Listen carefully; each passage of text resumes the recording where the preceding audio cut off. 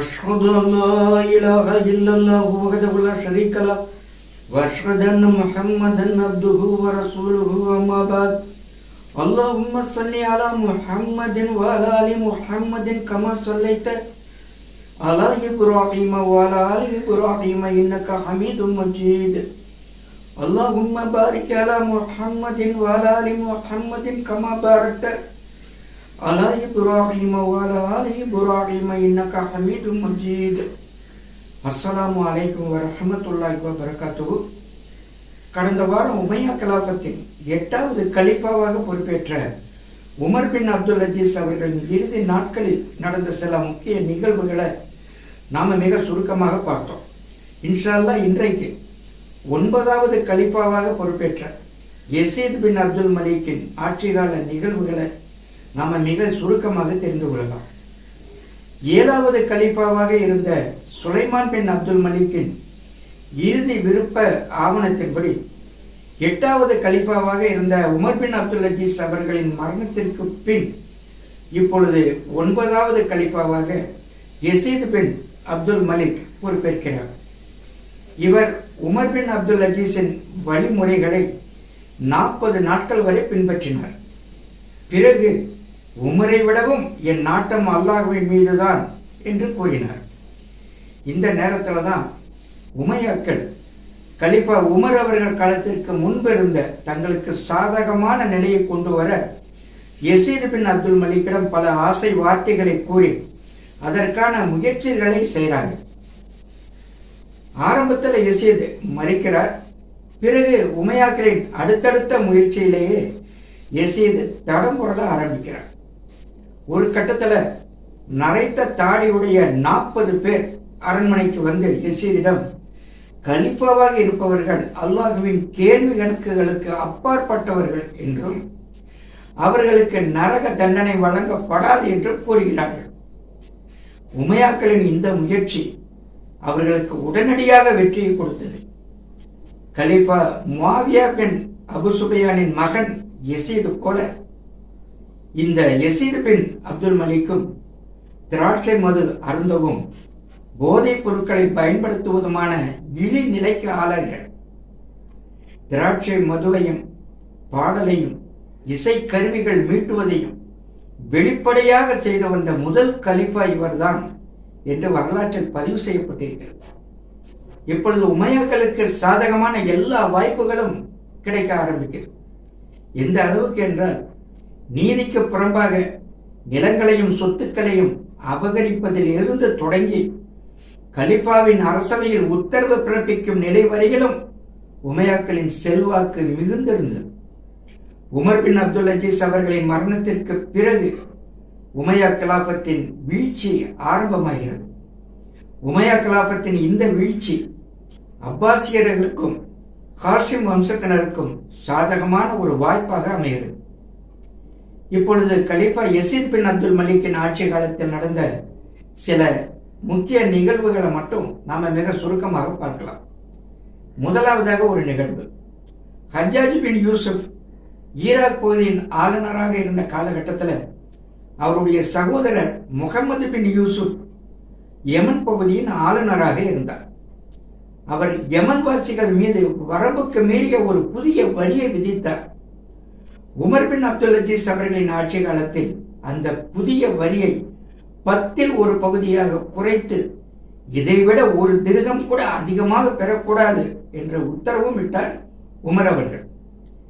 இப்போ யசீத் பின் அப்துல் மலிக் கலீஃபாவாக பொறுப்பேற்றவுடன் யமன் வாசிகள் என்னதான் வெறுப்படைந்தாலும் பரவாயில்லை, முகமது பின் யூசுப் விதித்த அதே வரியை அமல்படுத்த வேண்டும் என்று உத்தரவிடுகிறார் யசீத்.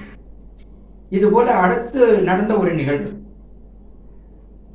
உமர் பின் அப்துல் அஜீஸ் அவர்களின் ஆட்சி காலத்தில் கொராசான் பகுதியின் ஆளுநராக இருந்த யசீத் பின் முஹல்லப் என்பவர் ஈரானில் உள்ள ஜுர்ஜான் என்ற பகுதியில் வசூல் செய்த வரி பணத்தை கையாடல் செய்து விடுகிறார். அந்த குற்றத்திற்காக உமர் அவர்கள் அவரை சிறையில் வைத்திருந்தார். உமர் அவர்களுக்கு விஷம் கொடுக்கப்பட்டு உயிருக்கு ஆபத்தான நிலையில் இருக்கும் வரையிலும் அந்த யசீத் பின் முஹல்லப் சிறையில் இருந்தார். இப்போ உமர் அவர்கள் இனி பிழைக்க மாட்டார், இவருக்கு பிறகு யசீத் பின் அப்துல் மலிக் தான் அடுத்த கலிஃபாவாகிறார் என்ற தகவல் யசீத் பின் முகல்லபிற்கு கிடைக்குது. இப்போ இவர் சிறையில் இருந்து தப்பிக்க திட்டம் தீட்டுகிறார். காரணம், இவருக்கும் அதாவது யசீத் பின் முகல்லபிற்கும் கலீஃபா யசீத் பின் அப்துல் மலிக்கிற்கும் ஏற்கனவே பகைமை இருந்து வந்தது. அதனால யசீத் பின் அப்துல் மலிக் ஆட்சிக்கு வந்தால் நிச்சயமாக தன்னை கொன்று விடுவார்கள் என்று நினைத்து சிறையிலிருந்து தப்பித்து செல்ல முயற்சி செய்கிறார் யசீத் பின் முகல்லப். இப்போ யசீத் பின் முகல்லப் சிறை காவலர்களிடம் பெருமளவு கையூட்டு கொடுத்து சிறையிலிருந்து தப்பித்து பஸ்ராவை நோக்கி செல்கிறார். யசீத் பின் முகல்லப் சிறையிலிருந்து தப்பித்து விட்டார் என்ற செய்தி மரண தருவாயில் இருக்கும் உமர் அவர்களுக்கு கிடைக்கிறது. இப்போ உமர் அவர்கள் அல்லாஹ்விடம், யா அல்லாஹ், முஸ்லிம்களுக்கு தொல்லைகள் கொடுப்பதற்காக அவர் தப்பித்திருப்பார் என்றால் என்னை ஏமாற்றிய குற்றத்திற்காக அவரை தண்டிப்பாயாக என்று பிரார்த்தனை செய்தார். அதன் பிறகு உமர் அவர்களின் மரணம் நிகழ்கிறது. அடுத்து யசீத் பின் அப்துல் மலிக் ஆட்சி பொறுப்பேற்கிறார்.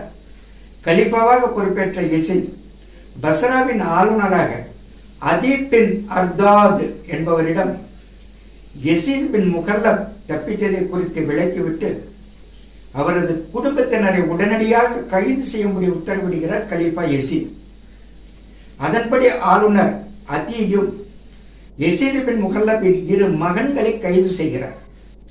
இப்போ பஸ்ராவுக்கு வந்து சேர்ந்த யசீத் பின் முகல்லபிற்கு பஸ்ரா மக்கள் முழு ஆதரவு அளிக்கிறாங்க.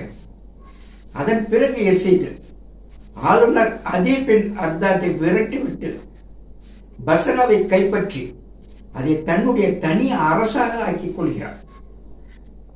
அதோட பஸ்ராவுக்கு அருகில் உள்ள அக்வாஸ் என்ற பகுதி வரையிலும் தன்னுடைய பஸ்ரா படையோடு சென்று அந்த பகுதியையும் வெற்றி கொண்டு பிறகு கூஃபாவை நோக்கி படையை நகர்த்துகிறார் யசீத் பின் முகல்லப்.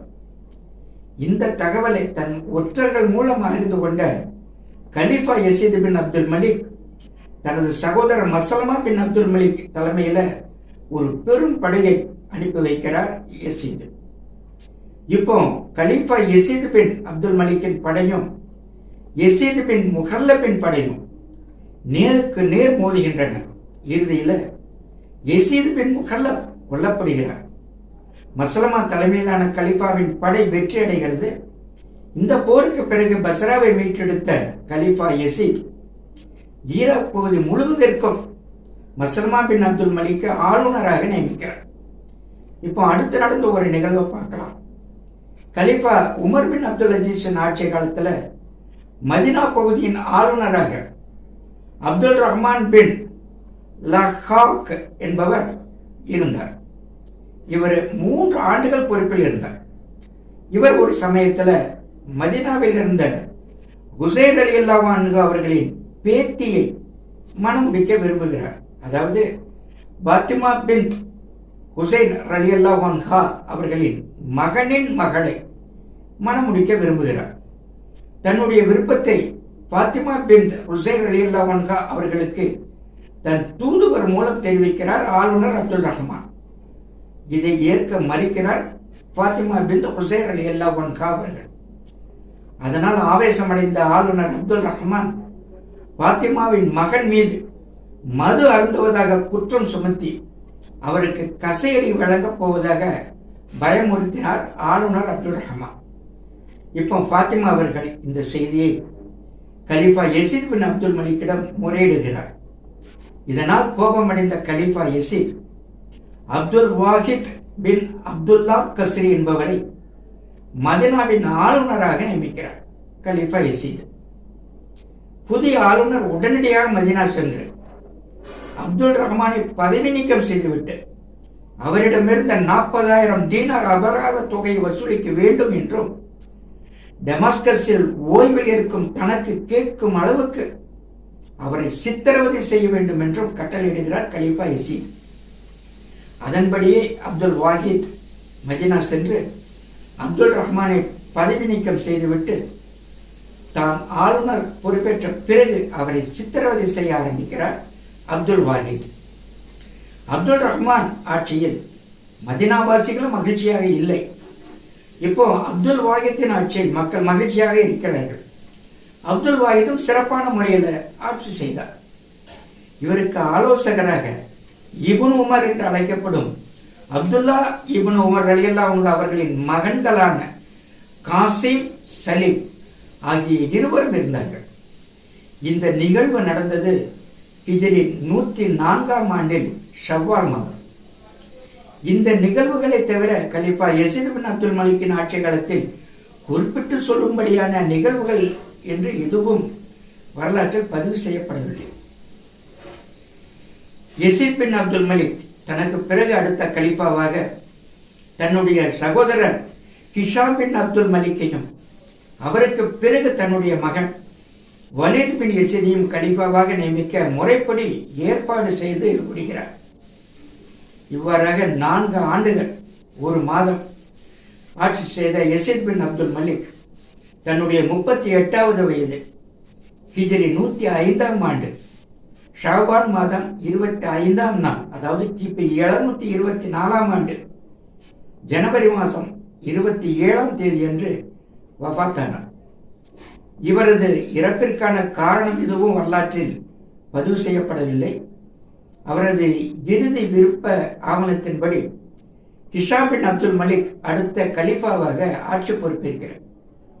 அல்ஹம்துலில்லாஹ், அடுத்த வாரம் இதன் தொடர்ச்சியாக 10வது கலிஃபாவாக பொறுப்பேற்ற ஹிஷாம் பின் அப்துல் மலிக்கின் ஆட்சி கால நிகழ்வுகளை பற்றியும் அவருடைய ஆட்சி காலத்தில் உமையா கலாபத்தை அகற்ற ஹாஷிம் வம்சத்தினர் செய்த முயற்சிகள் பற்றியும் நாம மிக சுருக்கமாக தெரிந்து கொள்ளலாம்.